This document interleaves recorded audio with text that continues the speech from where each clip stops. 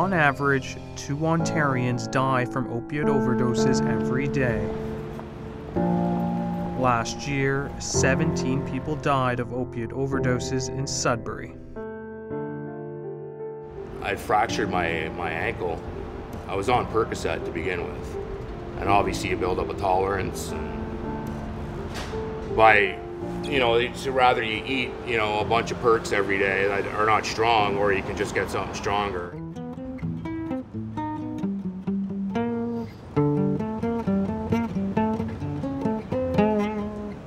I started off with oxys like everyone else when I came back in 2009.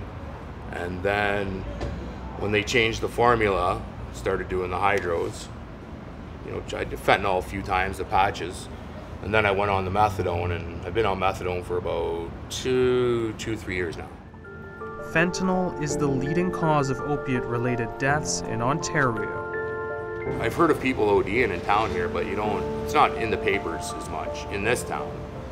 They don't really talk about it as much. It's there, you hear it, but Sudbury's the kind of place where they're not going to have it, they're not going to talk about it.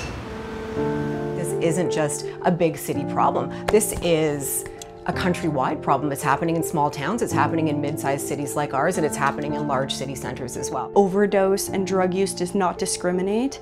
That most folks who use drugs at this point in time are at risk for overdose based on the fact that fentanyl can be found in many different drugs. You'd have to flick it to make sure all of the medication goes down to the bottom. Réseau Access Network staff help Sudbury's marginalized communities.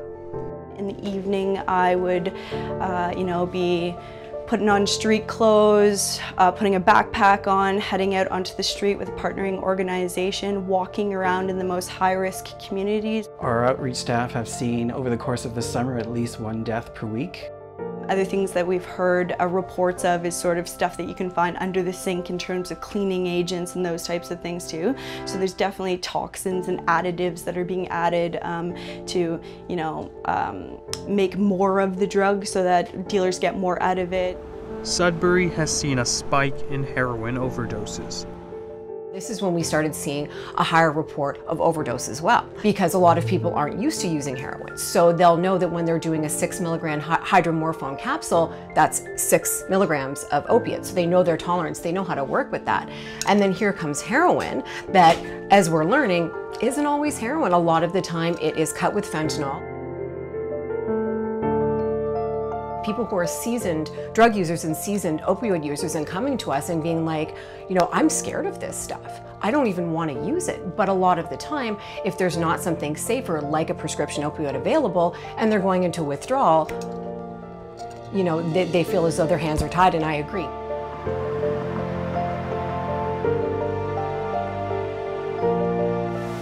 Last year, 52 people in Hamilton died of opioid overdoses.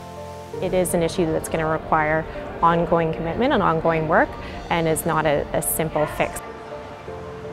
So in Hamilton, we do track the number of calls to paramedics for suspected opioid overdoses. We've seen some fluctuations over the year, but overall the number of calls for suspected opioid overdoses has been greater over the summer months, particularly July, August, and September.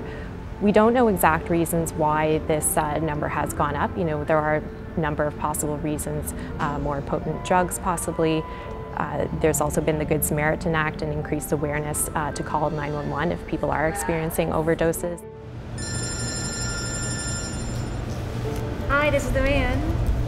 We run Monday through Saturday from 8 p.m. till midnight. We take calls from clients and determine a meeting place that we want to meet them, and then we go to where they are and do needle exchange for harm reduction supplies.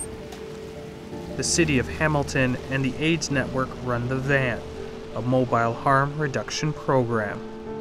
We've been out to Stony Creek, up on the mountain, Ancaster, Dundas, so we go everywhere. The van treats more than 20 people a night. Most times we aren't able to get to all the calls that we get because we've had a really bad month in September of overdoses and 911 calls.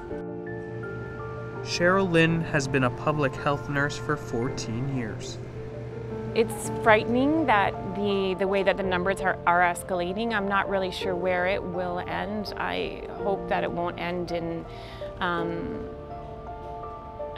tragedy, but at this point it's got sort of a life of its own, and it's frightening to think of where that might end up. Since January, more than 290 people in Hamilton have been revived using naloxone.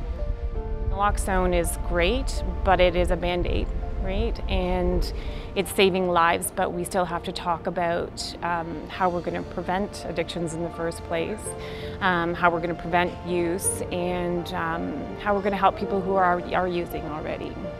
Partially, we don't really know what to do, and so that definitely deserves more focus and more attention and more research, right? And to see what can be done, right? It's probably going to get worse before it gets better, and that's really unfortunate. We want to connect with folks, and we want to be able to provide them a service that's meaningful for them.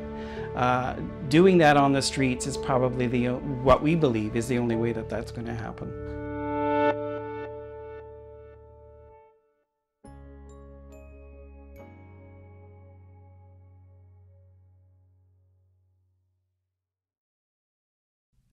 Help TVO create a better world through the power of learning. Visit TVO.org and make a tax-deductible donation today.